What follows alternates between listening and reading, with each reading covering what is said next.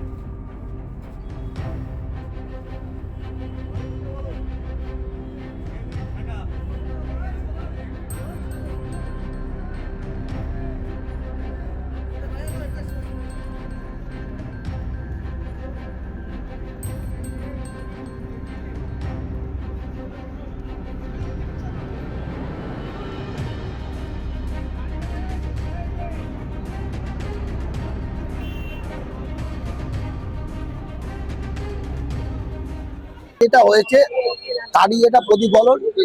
দীর্ঘ 15 বছর ধরে এমন কোনো দুর্নীতি নেই যে বিগত সরকার করেছে। এবার এটা সাধারণ মানুষের মানে রাগের প্রতিফলন, এটা কিচ্ছু নয়। বিপ্লব দে, স্বপন মন্ডল, তিলকেশ মন্ডল, সৌরভ পাল এইভাবে বিভিন্ন একাধিক সমাজ বিরোধী এক্স এমএলএ কে সাথে নিয়ে এমন কোন দুর্নীতি নেই যেটাই বালটিগিরি বাজার অঞ্চলে বা 50 নম্বর ওয়ার্ডে করেনি।